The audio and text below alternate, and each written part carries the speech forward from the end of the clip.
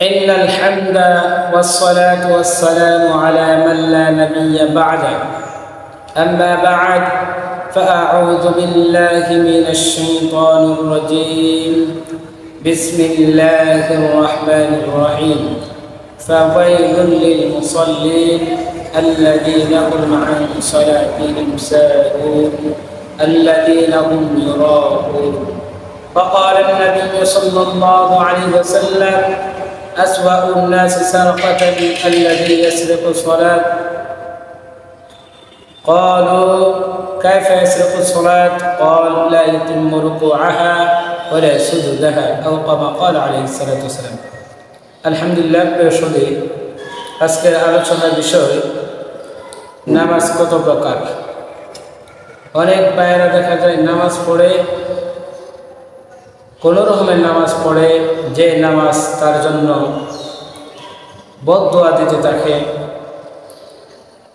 এখন কোন ধরনের নামাজ তার জন্য দুর্ভোগ, তার জন্য জাহান্নামে যাওয়ার কারণ, এর প্রেক্ষিতে কয়েকটি আলোচনা করব। প্রথমত আমরা জানি নামাজ চার প্রকার। কয় প্রকার? চার প্রকার। একটা হলো গাফলতের সহিত নামাজ, 2 নম্বর হলো মুজাহাদার নামাজ, 3 নম্বর হলো মুরাকাবার নামাজ, 4 নম্বর হলো মুশাহাদার নামাজ। প্রিয় সুধী, এর আগে আমরা জেনে নিই কোরআন আয়াত এবং হাদিসের তরজমা। আল্লাহ পাক রব্বুল আলামিন সূরা মাউনে বলেন ফাওয়াইলুল লিল মুসাল্লিন আল্লাযীনা হুম আন সালাতিহিম সাহুন। ওয়াইল নামক জাহান্নাম মুসল্লিদের জন্য, যারা নামাজ পড়ে উদাসীনতার সহিত, যারা নামাজ পড়ে গাফলতের সহিত।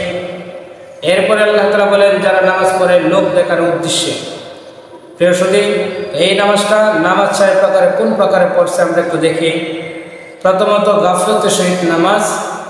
গাফলতের সহিত নামাজ ওই নামাজকে বলা হয় যে নামাজের শরীর থাকে মসজিদে, মন থাকে বাজার ঘাটে। এমন নামাজকে বলা হয় গাফলতের সহিত নামাজ।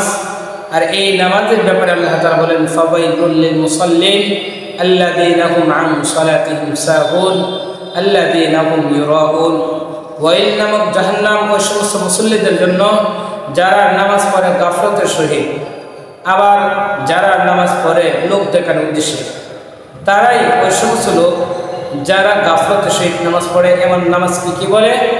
গাফলতের নামাজ বলে। 2 নম্বর মুজাহাদার নামাজ, যে নামাজ পড়তে গিয়ে মেহনত করতে হয়, চেষ্টা করতে হয়। যেমন প্রাথমিক অবস্থায় প্রত্যেকটা মানুষের কোনো একটি কাজ করতে গেলে কষ্ট হয়। এই নামাজটা প্রাথমিক পর্যায়ে যারা পড়বেন তাদের কষ্ট হবে। শরীর মসজিদে থাকবে, মন চলে যাবে বাজার ঘাটে, কিন্তু দেমাগকে আদেশ করতে হবে, দেমাগ তুমি মনকে জোর করে মসজিদে নিয়ে আসো। মনে যদি জোর করে মসজিদে নিয়ে আসে, এটাকে বলা হয় মুজাহাদার নামাজ। স্বাভাবিকভাবে কষ্ট হবে। কোনো একটি কাজ যদি প্রথমে আপনি করেন তাহলে আপনার কাছে কষ্ট মনে হয়। এরকমভাবে কষ্ট করতে করতে করতে এক পর্যায়ে আপনার নামাজ হয়ে যাবে মুরাকাবার নামাজ। যে নামাজরত অবস্থায় আল্লাহ আপনাকে দেখে অন্তরে এমন একটি বিশ্বাস পয়দা হবে, তখন এই নামাজটাকে বলা হয় মুরাকাবার নামাজ, খুশু হুজুর সহিত নামাজ। এরকমভাবে যখন আপনি নামাজ পড়তে থাকবেন, আল্লাহ তাআলার দিদার লাভ করতে পারবেন, তখন সেটাকে বলা হয় মুশাহাদার নামাজ। প্রিয় সুধী, তো আল্লাহর দিদার তো দুনিয়াতে লাভ করা যায় না, না কল্পনা মাফিক কাল্পনিকভাবে কেমন জানি আল্লাহকে আপনি দেখেন। যেরকম আল্লাহ নবীকে ইহসান শব্দটা, ইহসান সম্পর্কে প্রশ্ন করেছিলেন জিবরাইল আলাইহিস সালাম। তখন আল্লাহ নবী বলেছিলেন আনতা আবুদুল্লাহ কাআন্নাকা তারা ওয়া ইল্লাম তাকুন তারা ফাইন্নাহু ইয়ারা। তুমি এমনভাবে নামাজ পড়ো কেমন জানি তুমি আল্লাহকে দেখো, এমন যদি না হয় তুমি মনে করো আল্লাহ তোমাকে দেখে। প্রিয় সুধী, আল্লাহ তাআলা যদি আপনাকে দেখে তাহলে সেটা মুরাকাবার নামাজ। আর আপনি যদি আল্লাহকে দেখেন তাহলে সেটা হবে মুশাহাদার নামাজ। তো দুনিয়াতে তো আল্লাহকে দেখা যাবে না, এটা হলো কাল্পনিকভাবে। প্রকৃতপক্ষে আল্লাহ তাআলাকে আপনি দেখবেন, আল্লাহর দিদার লাভ করবেন, জান্নাত। সুবহানাল্লাহ। প্রিয় সুধী, তো মুজাহাদার নামাজ যখন পড়বেন তখন উত্তর দুনিয়া থেকে মহা জগতের দিকে নিয়ে যাবেন।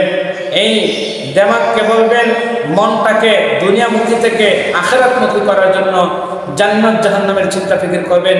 নামাজ পড়লে জান্নাতে যাওয়া যাবে, জাহান্নামের শাস্তি সম্পর্কে চিন্তা ফিকির করবেন। এরকমভাবে যখন আপনি চেষ্টা করতে থাকবেন এমন নামাজটাকে বলে মুজাহাদার নামাজ। এক পর্যায়ে দেখা যায় আপনি মুরাকাবার নামাজ আপনার দ্বারা অর্জিত হবে, আপনি পড়তে পারবেন। তখন মুরাকাবার নামাজ মানে আল্লাহ আপনাকে দেখে, আর মালিক যখন আপনার সম্মুখে উপস্থিত থাকে এমন জ্ঞান খেয়াল সৃষ্টি হয়, তখন নামাজটা একাগ্রতা সহিত হয়। সুবহানাল্লাহ। আল্লাহ তাআলা আমাদের সকলকে মুরাকাবার নামাজ, মুশাহাদার নামাজ পড়ার তৌফিক দেন সকল বলে আমিন। আসসালামু আলাইকুম ওয়া রাহমাতুল্লাহি ওয়া বারাকাতুহু।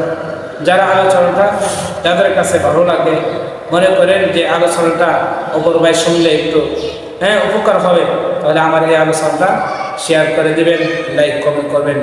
আসসালামু আলাইকুম ওয়া রাহমাতুল্লাহি ওয়া বারাকাতুহু।